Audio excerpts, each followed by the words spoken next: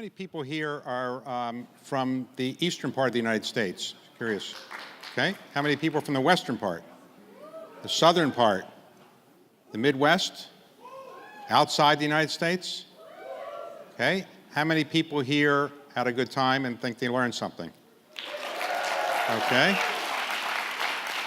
And how many people think the Smithsonian should do this again? Anybody? Okay. All right. Thank you.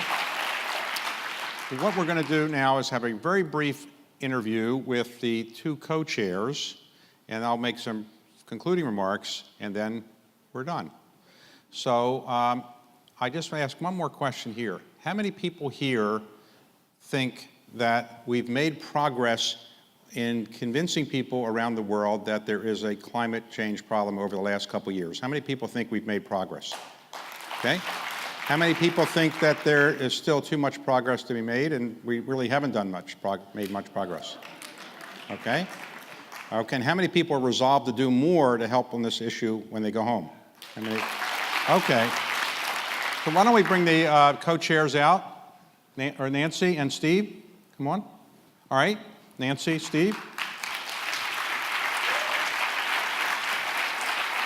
So, President Kennedy used to say that victory has 100 fathers and defeat is an orphan. So whose idea was this? Yours. Okay. All right. Great. So when did you get the idea to do this summit?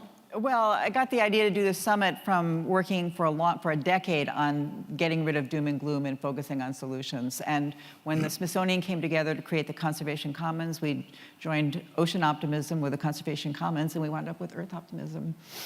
Okay. And what do you hope will be accomplished when this is over? This is not the.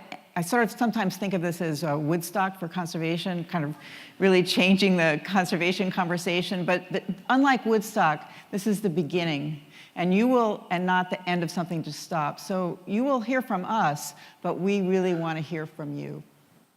Okay, Steve, what do you hope we can accomplish from this? Well, first of all, I want to focus on the future generation, and that starts with the current generation, where we need to create the opportunities for them to be leaders at every age. And there's no limit on when you can become a leader. And if I learned one thing from this conference, it was that we're surrounded by success. And the challenge now is to take that to scale. But behind every success we saw, there was an individual, there was a leader or a champion or somebody who said, if I'm going to take the lead, I'm going to take a risk, I'm going to take a chance. And I think that's what we need to be encouraging. There was one young man, a lawyer from Mumbai, Afroz Shah, and he said, the problem is with me. The solution is with me. And if you look at what Roadmap is doing, it doesn't take a government to enable you to take action. You can become a doer. I'm a doer. You can be a doer. Together, we can do great things. Okay. So, Steve, when you went to school, did you ever think of doing something in the capitalist world to make the world a better place, or you always knew this was your calling?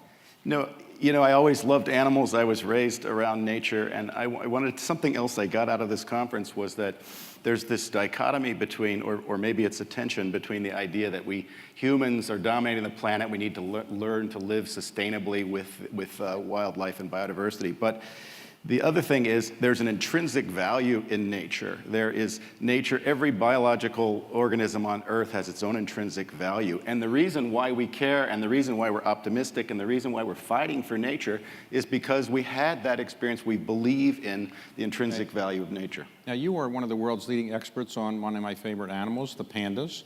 Why do people like pandas so much? Well, that's a good question. And I have to give a politically correct answer here. I love giant pandas, wink, wink, because they're really challenging species and they represent a challenging problem. They're a flagship species, and people say, why save them? The idea of saving them is because if you save giant pandas, you save the ecosystems that they live in, you value that intrinsic value of nature, but you also support livelihoods of people who live in those areas. So pandas are a species that I love because they send a signal to the world that you can have success. China has done a fantastic job of increasing habitat and ensuring the survival of pandas for the long term. And why do pandas have a hard time reproducing? Well, I am a reproductive biologist, and you just have to go to the panda camps when the pandas are breeding and sea. They're very challenging. They only ovulate once a year, as you well know, and so they have that one 24-hour window when reproduction has to occur. So it's a challenge for sure. Nancy, in the oceans area, the icebergs are melting, or Greenland is melting. Is that good or bad? In other words, are we worse off of having more water on the Earth, or are we better off having more water on the Earth? Well, for coral reefs, which is what I work on, more water just means they have to grow faster to keep up with sea level because they need light. But the reality is that rising sea level, the real victims of rising sea level are people. And so in that sense is good, because I think conservation is a combination of bringing joy and jobs to people. And if you don't have both of those pieces, then we're not going to succeed. But we will succeed. So you're one of the experts on the Great Barrier Reef. Why should somebody who lives in the East Coast of the United States care if the Great Barrier Reef really survives or not? The Great Barrier Reef is a World Heritage Site. It belongs to all of us. It contains huge numbers of species. It provides large numbers of jobs. But it's also a symbol of how we should manage the planet. And so to the extent that the Great Barrier Reef makes it through this crisis of the last 2 years, it's a way of leading us forward for all the other places that need our attention as well. Okay. And Steve, today, what are you resolved to do as a result of this conference? How are you going to change what you do as a result of learning something here, or people you've met? Yeah, I think the idea is to continue to create opportunities for, the issue that I have is that we tend to want to declare mission accomplished. And the truth is that we're trying to deal with issues. Humans are continually going to have an impact on the planet. We're going to have the ability to make impacts over generations. So my commitment and Nancy's commitment is to ensure that the knowledge that we create and share is transmitted across generations, and that we have the capacity to continue to take our knowledge forward so that others can benefit from what we learned and do better than we did because they have that knowledge that we learned. So Nancy, all the time you put into this, how much time did you work in putting this conference together? Well, my husband probably can answer that question better than I can. But, well, we started it a year ago with a very generous donation that allowed us to pay the down payment on this building. And really, we've done essentially nothing else. The core team, which has been acknowledged in many ways, and I'd like to shout out the core team as well, we've done nothing else for the last 6 months. And one of the people who helped you with it at the start was Roger Sant, right here. Thank you, Roger. Thank you very much. Okay. Great environmentalist. Okay, final comment, would you like to say to everybody? We can do this. Let's just go and do it. Okay. Be an Earth optimist. It's the only way to go. Okay. So, thanks very much. Thank you.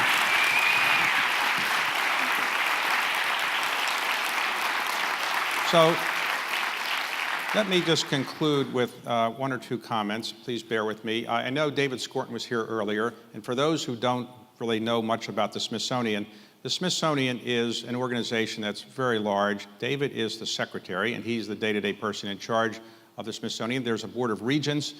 There are 15 regents. There are 9 citizen regents, and there are 6 congressional regents. And this format has been set up pretty much since the time the Smithsonian was created. As some of you may know, the Smithsonian did not come about because an American thought this was a good idea.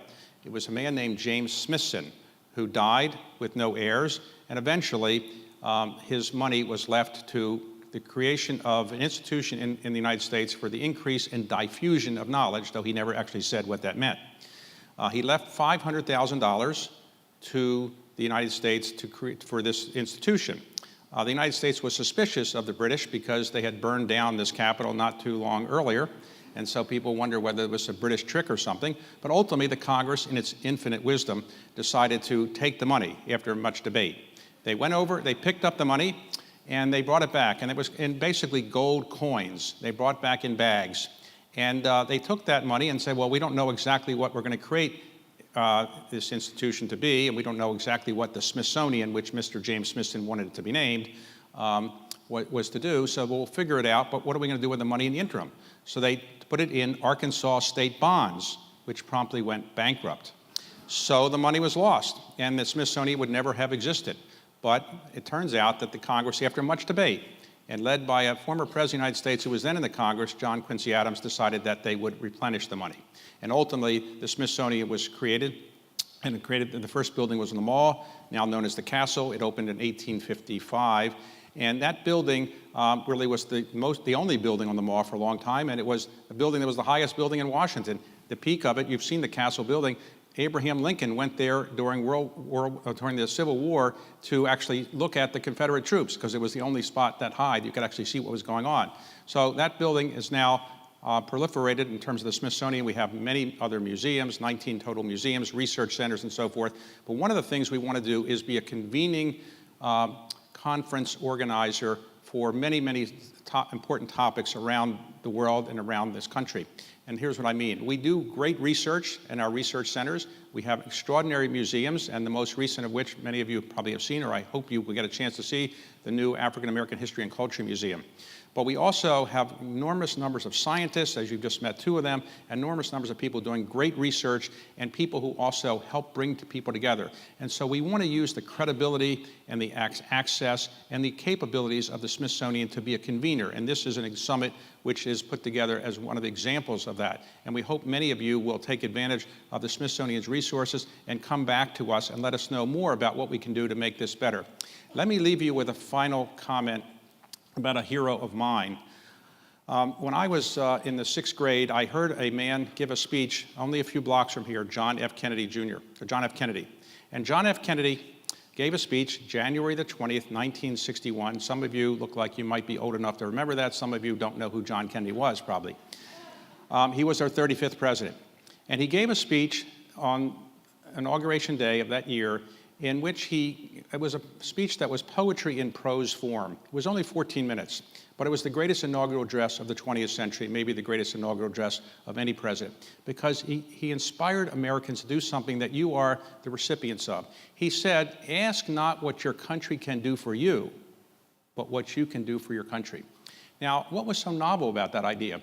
Well, it was novel in the sense that before then, people had said, well, if you want to serve your country, you go into the military. That's how you serve your country, because military is the way you serve your country. And there's nothing, of course, wrong with that.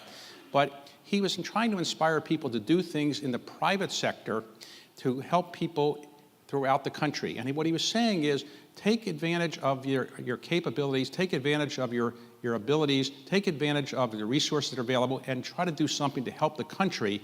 And you don't have to do it, as he said, in many other ways, by doing it in the military. All of you are people who are trying to help this country and other countries as well by taking your capabilities, your resources, and letting people know about the importance of a clean world and a strong, sustainable world.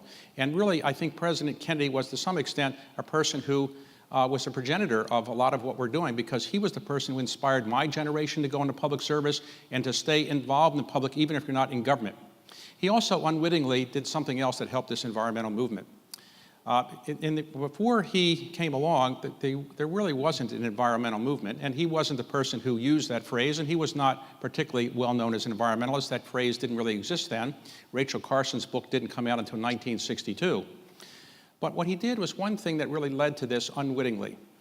He said, I'm going to challenge Americans to get to the moon, and to do so and come back, men coming back before the end of the decade. And that was really designed to be more of a military or an effort to kind of beat the Soviets to the moon and get whatever benefits you get from that. And he didn't really realize at the time that it was a scientific exploration that was going to have benefits that really led to the environmental movement. And here's what I mean. At the time, we were challenged by the Russians, and the Russians were getting ahead of us in the space movement. President Kennedy challenged Americans to get to the moon and bring men back safely. Well, everybody in the government said that was crazy, it couldn't be done. And he basically inspired people to do something that people thought couldn't be done. Now we use the phrase moonshot. And it was because it was the inspiration of the idea that you could do something that people didn't think could get done. And it happened. And then as we went towards the moon in 1969, when the first landing occurred, before that there was a mission in 1968, Apollo 8. And when Apollo 8 went to the moon, towards the moon, it didn't land, it was supposed to circumnavigate the moon. That was the first time that humans had ever left the orbit of the Earth. The first time they'd ever left the orbit of the Earth. And as they headed to the moon, no one really knew whether they would come back. No one knew what was on the backside of the moon. As those three astronauts, Bill Anders, Frank Borman, and Jim Lovell, circled the moon for the first time, they came back and they saw in December of 1968, the first humans who ever saw what the entire Earth looked like.